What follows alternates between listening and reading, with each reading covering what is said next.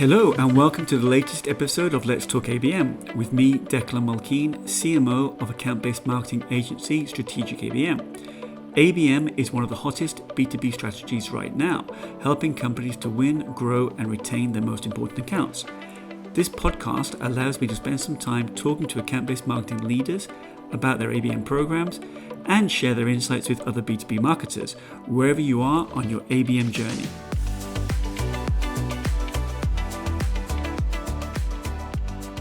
Today I'm joined by Stu Heinecke, twice nominated to the Marketing Hall of Fame and father of contact marketing and renowned author of How to Get a Meeting with Anyone. Stu, thank you for joining me today. It's so great to join you. Well, I've got a lot of questions lined up, and I think I put a post on LinkedIn actually the other day with a photograph of your book that arrived here in Madrid, How to Get a Meeting with Anyone. Fascinating. Many people recommended it to me before obviously I purchased it, and it's one of the best books I've read actually in the last few months, to be quite frank, and I think it's a book for this time. We're going to delve into it a little bit, but can you talk about or you've coined the phrase contact marketing. Can you tell us a little bit about what contact marketing is? Yeah, well, it's kind of interesting. I mean, the genesis of it was, as I was writing the first of the two books, How to Get a Meeting with Anyone, I was interviewing the top sales thought leaders in the world and asking them, well, first of all, when you absolutely must break through to someone of great importance, someone who's very, very difficult to reach, how are you doing it? Like impossible to reach. How are you reaching those people? And they would share all sorts of great amazing stories about what they would do to break through. But as we were talking about it, I would ask, well, by the way, this thing that we're doing, because I use my cartoons. I've been using my cartoons my whole career to break through to people I should never be able to break through to. Yeah. And so I was asking, what's this thing that we're doing? What's it called? Is there a name for it? And everyone said, no, I don't think there is one. So I had to call it something. And so I gave it the name contact marketing in the book. Contact marketing is a fusion of marketing and selling, and we use really high level creative, let's say, very, very professional, creative in many cases, to reach out to people who are of great importance. These could be top prospects or accounts, people at top accounts. And the object is to break through and create really a breakthrough in your business. So that's the essence of contact marketing. I guess the other part of it, though, is that contact marketing is really, most marketing is based on going out to large numbers of people, direct marketing and then television and digital and so on. But this is not mass marketing. This is a sniper shot to those scatter shots. What we're interested in doing is reaching the people who have the greatest ability to change the scale of either our careers or our businesses. And I think that's obviously there's a story in the book in your early career, this infamous $100 campaign. Yeah, well, I think you're talking about the one that I did, my first campaign. That's right, the one that you did to a couple of dozen VPs of New York magazines. Well, so I was just starting out. I wanted to create the thing that I wanted to do professionally is I wanted to create direct mail campaigns for the big magazine publishers in the States. Now they're different from those in actually, like they're almost gone now, but they were very different from those in the UK, because in the UK subscriptions weren't really much of a factor in how they marketed the magazine. How magazines were marketed in the UK. It was all the news agents and so on. So people didn't sign up for subscriptions, but in the US, what was really quite common was that people would sign up for a 1-year subscription, and it would be delivered to your home through the post, and you'd get a deep discount. To sell that, they used a lot of direct mail, and in fact, they were some of the biggest and most sophisticated users of direct marketing in the time, and also had the biggest budgets. So that's where I wanted to go. And so my first two assignments, I should say also, I had something very specific in mind. I wanted to mix cartoons and personalization to create a different sort of direct mail campaign. So when mine show up, they'd have a cartoon about you. If they showed up at your place, in your mailbox, they would have a cartoon about you.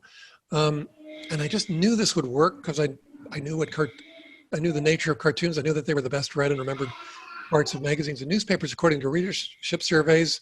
I knew that people would respond to them. So my first two assignments were for Rolling Stone and Bon Appetit magazines. Both of those beat the control. In statistics, we always test against a control group, and in marketing, and certainly in direct marketing, Yeah. You're testing against the most effective thing they've ever used.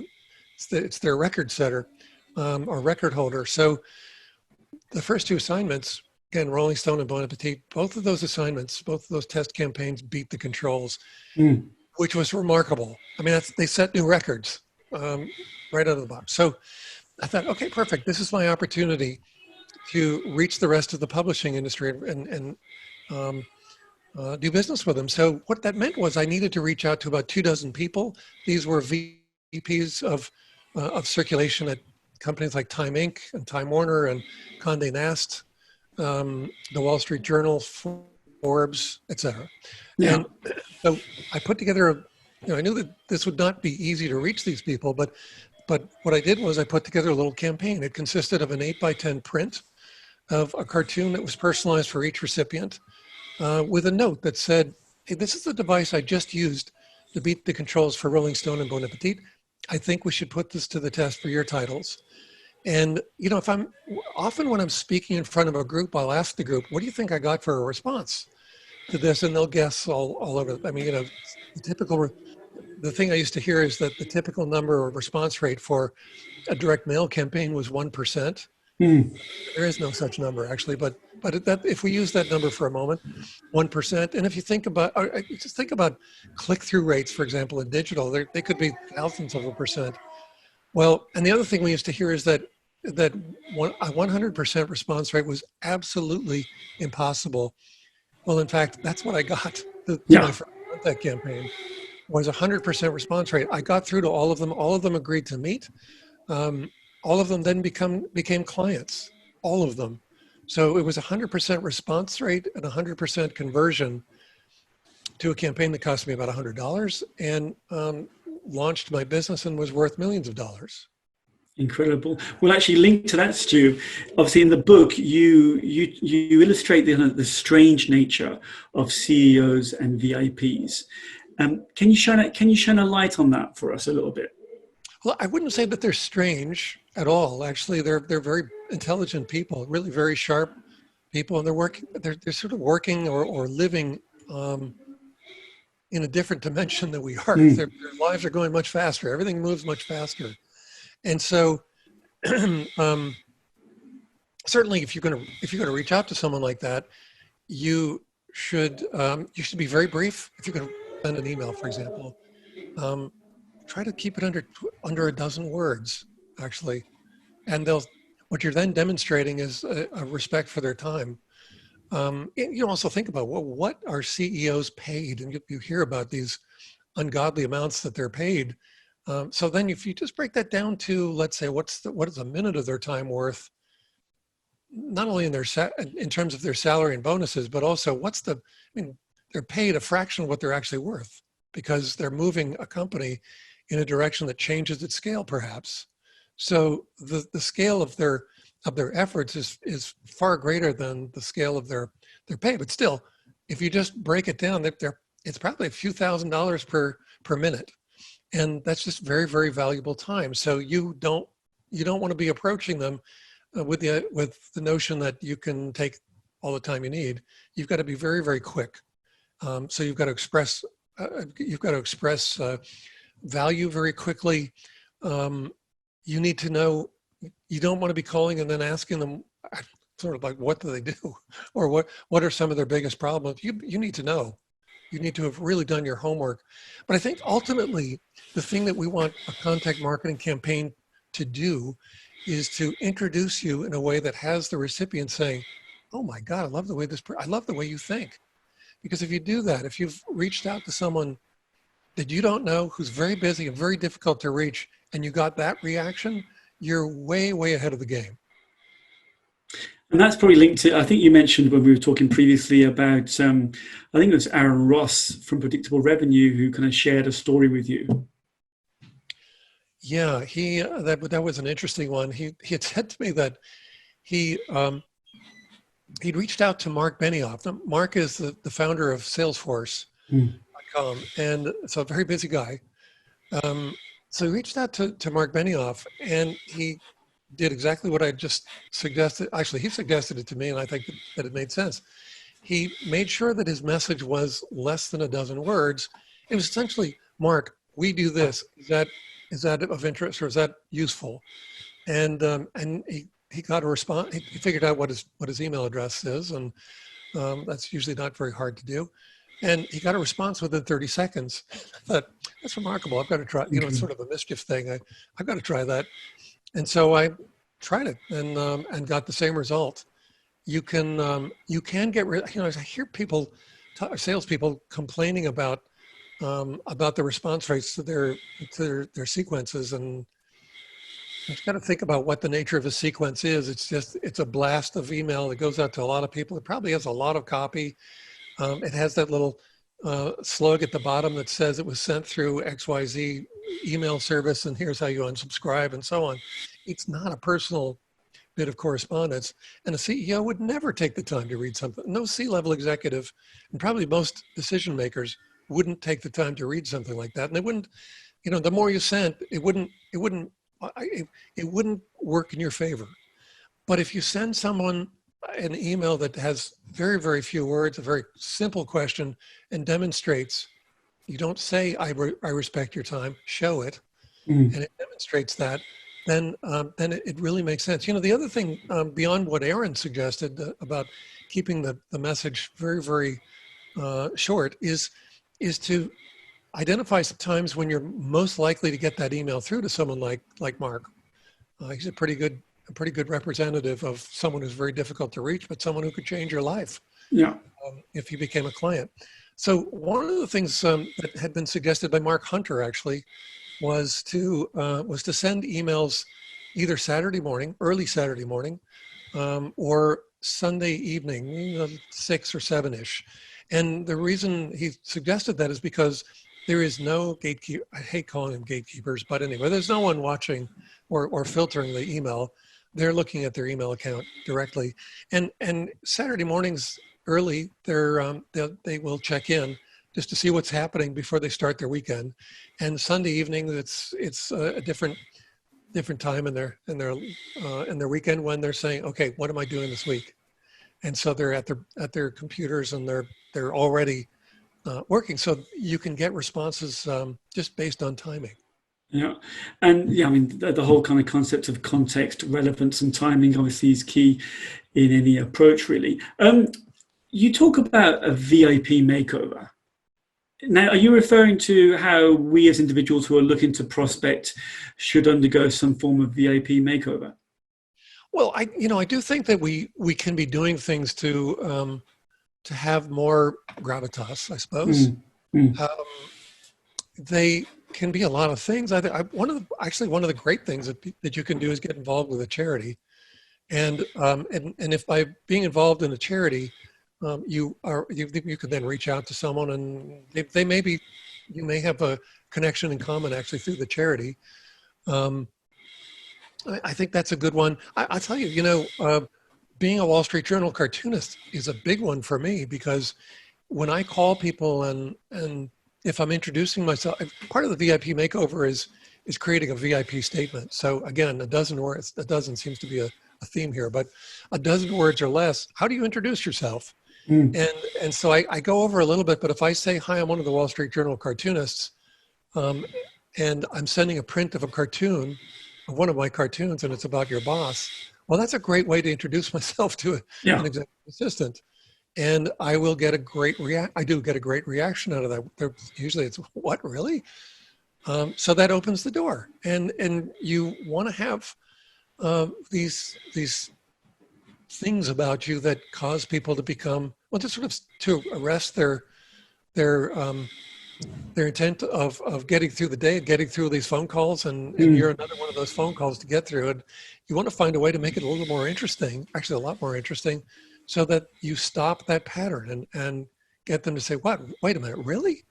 So, so even, I mean, one of mine, beyond being the one of the Wall Street Journal cartoonists, is that I also started a charitable group. It's called cartoonist.org, and we're a group of cartoonists from the Wall Street Journal and the New Yorker, and we donate our art to help charities raise funds. So if I'm reaching out to someone who's involved with charity, and I want to connect with them, of course, and that's why I'm reaching out, one of the things I might do is just to say, oh, I would really love to talk to you about how we can support the work that you're doing with XYZ charity.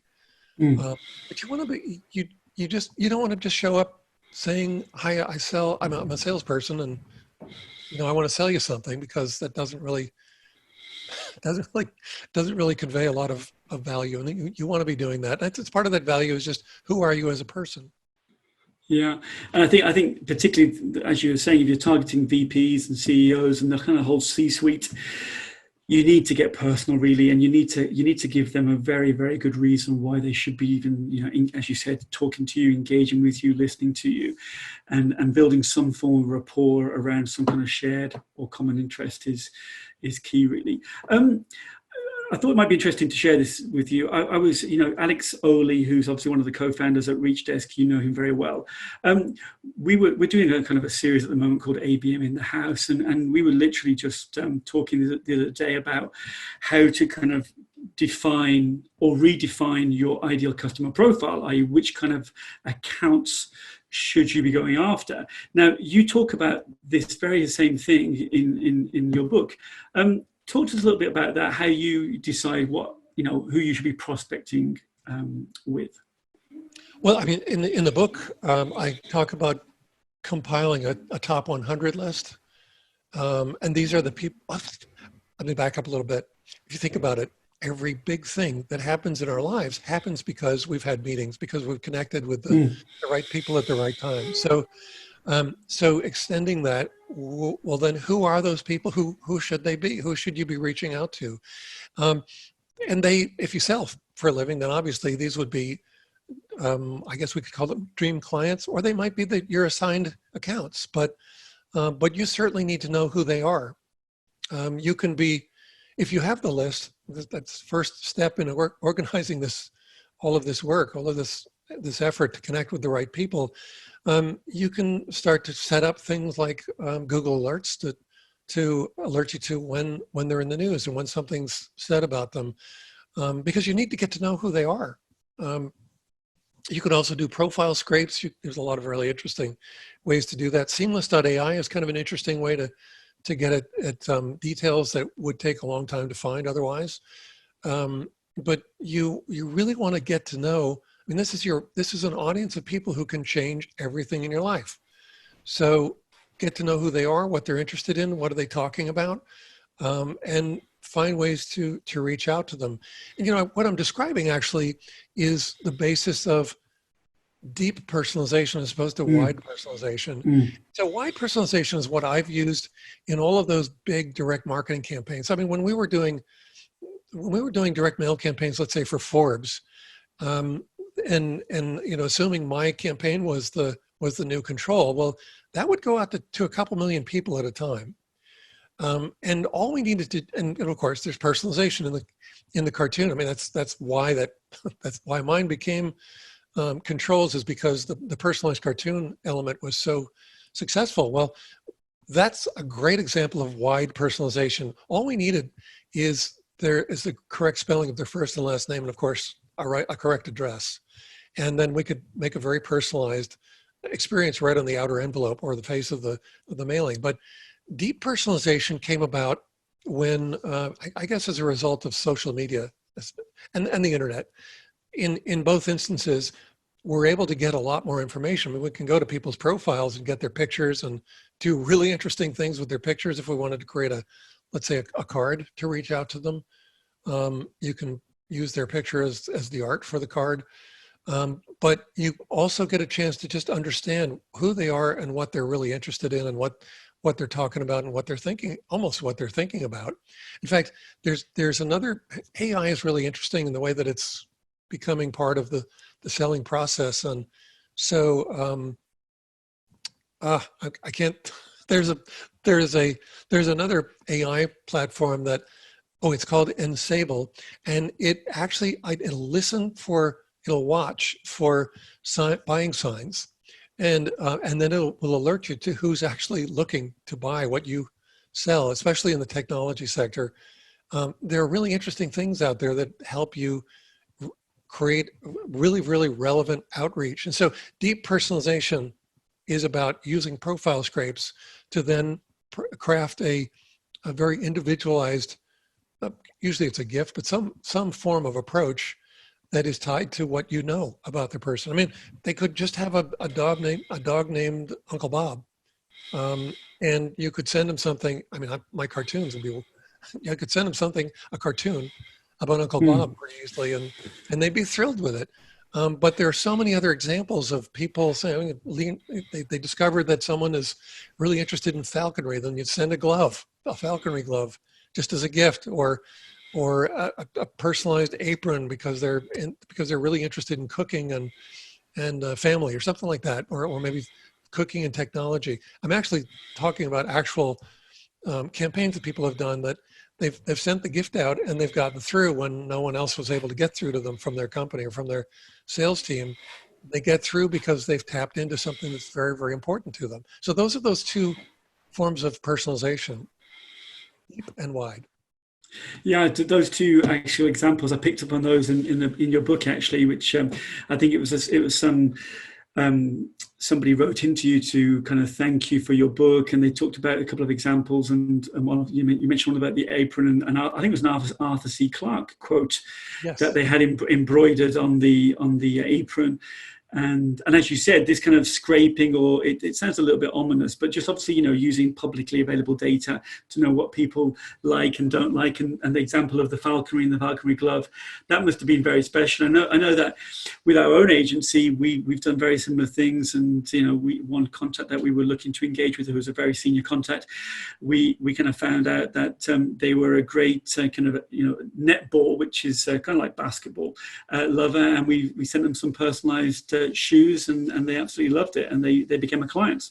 So it's those kind of, as you said, those kind of personal human touches that go beyond the kind of the classic kind of merchandise, the swag, the kind of the books, the pens, the iPad or whatever, I think all of our desks are covered with all kinds of paraphernalia and merchandise that we've received from various events. Well, just a quick one actually. So you in your book, you go into great detail about how to run a contact campaign, right? And obviously there is immense detail about it, and it goes into each step. But can you just give us a flavour of how you see a campaign running? Well, man, there are just so many ways, so many different approaches. But I'm trying to think how I would like to answer that, because I could explain how we use cartoons. It's just a really, really quick explanation of that.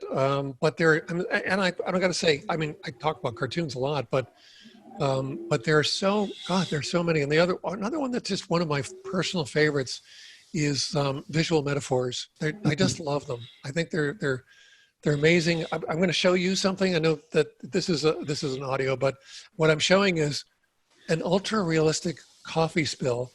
The cup, it's a paper cup, coffee cup, but it's been custom made so that the person's logo and their contact information is on there. Actually, the marketer's logo and contact information is on there. So this is actually a drop-off device. This is a device that is used when they just drop in and they're visiting. They're just going to stop in on somebody's office and ask if they're there. And usually they're not. The response is, of course not. The receptionist is not going to let you through. So, okay, great. I just wanted to leave this. And this changes everything. They will sometimes be saying, wait, hang on a second. Let me see if he's in after all. It's interesting. It's a device. It's just this this device of it's a fascination. It's something that someone will get, and they will never throw it away. They'll keep it on their desk because everyone else, it'll look like something you got from a joke shop. Actually, it's so realistic. It does look like you spilled your coffee. Well, the But good news, obviously, Stu, because we're recording this on Zoom, people can actually obviously see that. So oh, okay, that'll good. definitely, yeah, yeah. So, and I was just thinking actually that if that happened to me and my PA came in and brought that into the office, it'd make me think twice: is who is the person or who is the company behind this, and how come everyone else just drops a business card and these guys are doing something so unique. Look, just to end on really. What one thing would you say to anybody involved in sales and marketing that they should do differently tomorrow morning? They come in, they watch this webinar, they watch this interview with you, they get inspired, they probably even go onto Amazon and buy your book. But what's the one thing they should be doing tomorrow? I was going to say that. What's the first thing I would suggest? Well, okay, sorry. Let me rephrase that. What's the second thing they should be doing then? But I think you should, because, and it's not because I'm selling the books, but because there is so much information in there in both books of things that you can do, or at least things that'll give you inspiration. But what would be the first thing other than that? I would say realize that we realize that magic happens from meetings. Not every meeting, but certainly meeting the right people. That is how our lives are propelled forward. And so the ability to get a meeting with anyone is really kind of a superhuman power. So you need to think in an audacious and very creative way. I mean, just give yourself permission, I suppose, to be just kind of wild and mischievous about how you're going to do this. And we just described a little bit about profile scrapes and using deep personalization. The wonderful thing about that approach is that it's not a formal campaign at all. It's just seeking out this information, finding out what people are interested in, and then coming up with something that you can send them or do for them. It might be an experience as well, but something that you can that you can convey to them that causes them to just stop dead in their tracks and say, who is this? Man, wow, I'm impressed. They really did their homework. Or, wow, this is funny. This is hilarious. Or, wow, this is really impressive. I love the way you think. I've got to meet you. I mean, just to summarize, I mean, with all this kind of noise that we all have nowadays in our lives, in our work lives, and our social, personal lives, you need something just to cut through that noise, right? Absolutely. Yeah. Do it and do it in a way that, well, I would say actually do it in a way that not only has people saying, I love the way you think, but has them showing it off. And I don't know if we have time for a little story. May I share one? Please.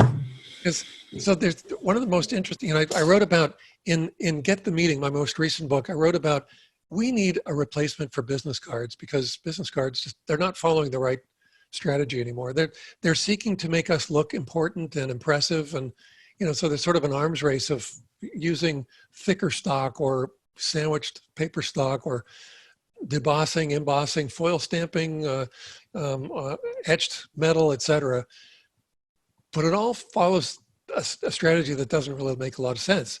I think pocket campaigns do. It looks like you're pulling out a business card, but what you're really pulling out is an involvement device that leads to to visiting a website or a web page that sets a pixel and sets in motion a digital persistence campaign. Well, so one of the inspirations was someone who had a card made out of this, just a bit of sheet rubber. So the thing is that the rubber was stretched on a jig, and then the fellow's contact information was printed on it. And once it dried and cured, they take it off the jig, and now all of that information was squeezed together on this floppy little rubber card. And so he said that every time he'd hand out one of these cards, let's say he went to the pub and he got into a conversation with someone, and eventually they get to, well, what do you do? What do you do? Well, do you have a card? Yeah, sure, of course. Here's mine. And then, well, he would hand this out, and the person would just quite naturally, because they couldn't read it yet, it's sort of like a balloon that's been deflated, but printed. So they stretch it to read it, and it reveals it's Paul Nielsen's card. He's a fitness trainer, and guess what? He already has you exercising, right? So people would they'd get so excited about it that they'd say, "Gosh, can I keep this?" Yeah, of course, it's my business card. So they'd take it to their office, or they just take it around with them, and they'd show it around because they got such a kick out of it. And every time they'd show it, the person would start to stretch it, and they'd say, "Look at that! He's a fitness trainer, and he already has you exercising." Well, this is also a visual metaphor, or a metaphor for sort of the fun approach that Paul takes to working out, which is important because, it should be fun. And he said that every time he handed one of those out, he would get 3 or 4 new clients. So he gave one out. If that one person became a client, if that happened every time, what he would be getting is a 100% response to that pocket campaign. But he was getting 3 or 4. What's happening with that? People were so excited about it. They were so enamored with it that they were showing it off. Yeah. And the people that they were showing it to were also responding to the campaign. That's remarkable. That's I would say that's contact marketing in a nutshell. That's a great way to end this this interview, this chat. Stu, it's been an absolute pleasure talking to you, and thank you so much for sharing all these great stories today.